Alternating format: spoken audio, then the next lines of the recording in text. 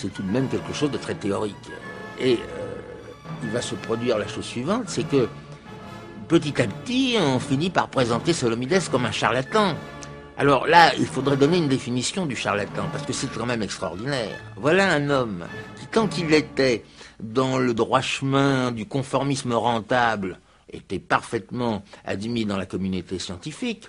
Il faut tout de même rappeler que Solomides a à son actif plus de 70 communications qui ont été publiées dans les revues scientifiques les plus prestigieuses, à commencer par les annales de l'Institut Pasteur. Jusqu'à 1950.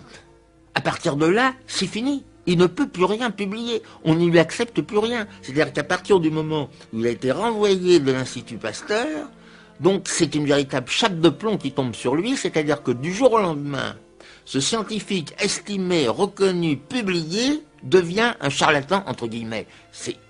Alors, bien entendu, le grand public ne connaît pas tout ce passé scientifique de Solomides, n'a pas le détail de ses publications, de service, c'est quelque chose qui est trop loin du public. Mais ce qu'il dit, c'est que Solomides est certainement un charlatan.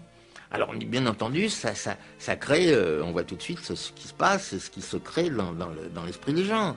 Une contestation permanente qui fait que, bien entendu, les patients qui vont être soignés et guéris par Solomides, naturellement, deviennent ses supporters les plus enthousiastes. Mais est-ce que ça suffit pour surmonter toute la campagne de discrédit et les procès qui s'accumulent contre Solomides? Évidemment pas. Alors là, il y a aussi ce phénomène particulier. Je me suis souvent dit que une certaine naïveté qu'il y a chez ces chercheurs est un handicap. Et en même temps, c'est aussi une force. Parce que celui qui reste convaincu que la vérité doit tôt ou tard triompher, ben, il continue à se battre. Parce qu'il se dit, bon, c'est difficile, c'est dur, j'ai des adversaires, mais j'y arriverai. Il s'illusionne en réalité, mais il ne sait pas qu'il s'illusionne. Il fonce, il continue. Et ça dure, et ça dure. Et finalement, généralement, ça dure jusqu'au terme de sa vie, où il est usé par tout ce qu'on a fait contre lui, et surtout par ce, je pense, principalement ce sentiment d'injustice, qui doit être très difficilement supportable. Alors il y a eu, par exemple, à ces procès, des témoignages de scientifiques, mais généralement des scientifiques qui n'étaient plus en activité ou qui étaient suffisamment indépendants de certaines hiérarchies ou de certaines structures. Les retraités sont très précieux dans ce cas. Le retraité est souvent un bon témoin parce qu'il est redevenu indépendant. Mais autrement, c'est difficile à trouver. Mais c'est vrai, il y a certains témoignages, je pourrais vous les citer pour relire les termes exacts, qui ont été assez formidables au cours des procès de Solomides, qui n'ont cependant pas suffi à remporter l'adhésion des magistrats. Je parlais de la naïveté des découvreurs.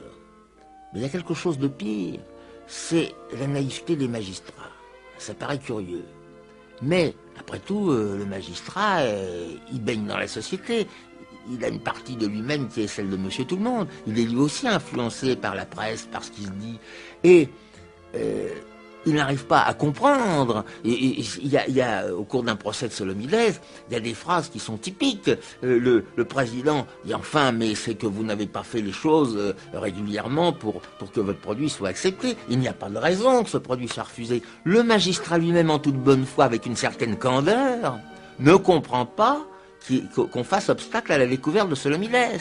Et par conséquent, il y a presque une présomption, sinon de culpabilité, du moins de maladresse ou de négligence contre l'accusé, parce que ça n'est pas normal que ce qu'il a découvert ne soit pas reconnu.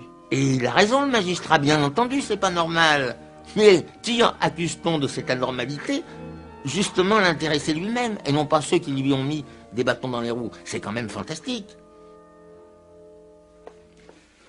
Je vous donne un exemple de cette candeur d'un magistrat. Le président Mille, au cours d'un procès, s'adresse à Solomides et lui dit « Près de 1000 médecins s'approvisionnent chez vous, ou vous envoient des malades pour acheter des boîtes d'ampoules. On apprend au passage qu'elles valent 1000 francs anciens à la boîte de 8 ampoules, alors que la cortisone vaut 1390 francs par ampoule. Et vous travaillez maintenant dans un très grand laboratoire, équipé de façon tout à fait remarquable, ultra moderne, s'exclame-t-il en feuilletant le dossier.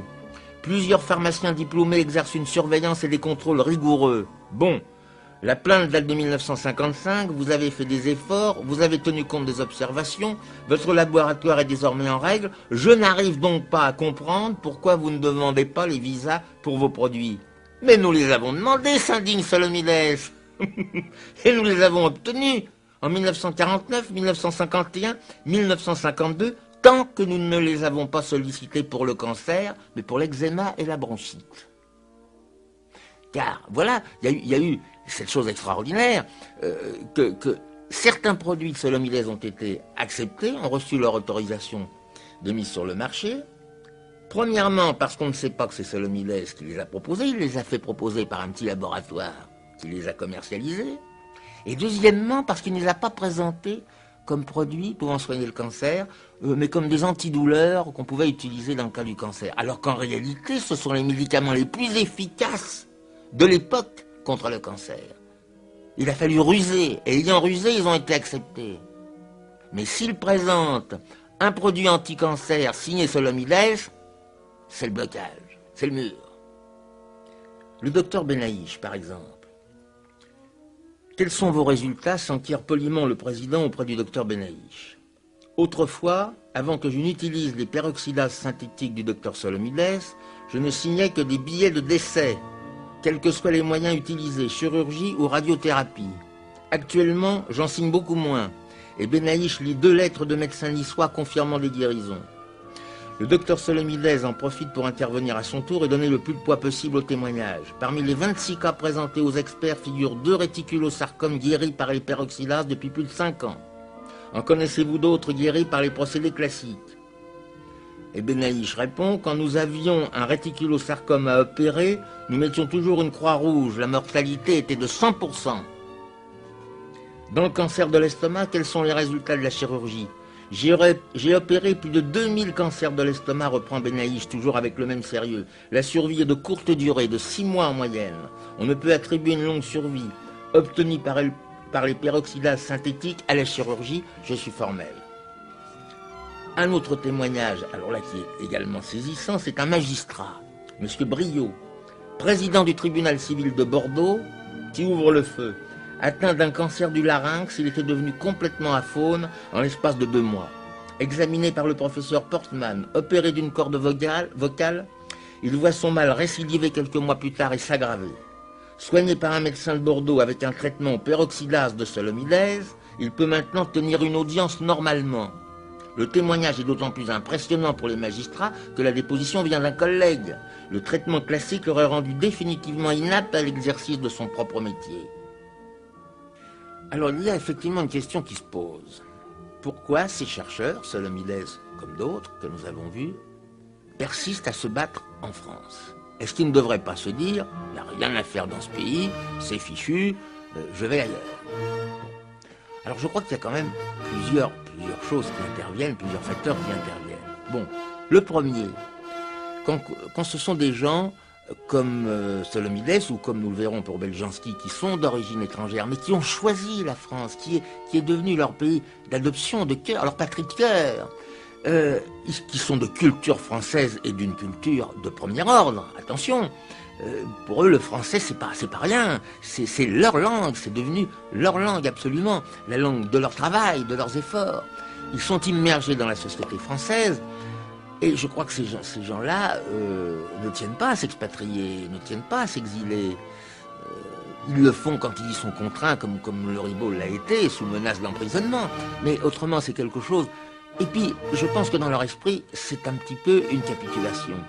C'est-à-dire que, bien sûr, on pourrait se dire, bon, je suis dans un combat, je n'arrive pas à gagner, passons, allons me battre ailleurs. Mais je pense que pour des hommes de ce caractère, ça passerait un petit peu pour une désertion. On se dirait, au fond, là je capitule. Là je m'incline. Je ne veux pas m'incliner. Ce sont des obstinés. Il n'y a pas de chercheur qui ne soit pas un obstiné. On n'imagine pas un scientifique qui cherche, qui ne soit pas un caractère obstiné, ou alors il ne trouve jamais rien. Donc je pense qu'il y a un entêtement, un désir d'avoir raison coûte que coûte. Je suis dans le vrai, j'ai trouvé quelque chose de valable. Il n'y a pas de raison que je ne gagne pas ici. dans ce pays dont on nous répète tous les jours qu'il est le pays du droit de l'homme, qu'il est un modèle de démocratie, qu'il est un modèle de progrès scientifique. Il y a une aberration à laquelle ils ne parviennent pas à se résigner. Psychologiquement, moi je l'explique comme ça. Et puis dans le cas par exemple de Solomides ou de Beljanski ou de Priore, l'italien, rappelons-nous cette passion pour Bordeaux qu'a eu Priore tout en conservant sa nationalité italienne. C'est que c'est tout de même le pays qui les a accueillis, qui leur a quand même donné leur chance, qui tout d'un coup maintenant les combat. Mais en même temps, je pense que ces chercheurs font un distinguo entre la nation française et les coteries qui s'en sont emparés. Donc là, si vous voulez, il y a aussi une donnée qu'on peut dire politique. Mais ça, c'est pas la France. C'est pas la France qui me fait obstacle. Et d'ailleurs, lorsque je suis en contact avec le public, avec les Français, je suis entouré d'admiration, d'estime, de reconnaissance. C'est pas les Français qui me combattent. Et c'est pas les Français que je combats. Je combats une espèce de monstre technocratique qui s'est emparé de la France et qui finalement a confisqué la démocratie. Alors, bon, après ces années de lutte, de combat, dans lesquels il a été vaincu par ce que j'appelle le tyrannosaure, Solomides meurt. Que va-t-il se passer après lui? Bon, certains vont essayer de continuer. D'ailleurs, les physiatrons synthétiques sont produits encore de nos jours en Italie, en Suisse, pas en France bien sûr. Et je voudrais vous dire quelque chose qui est tout de même qui vient après la mort de Solomides, que je ne commenterai pas d'ailleurs parce que je crois que la lettre suffit.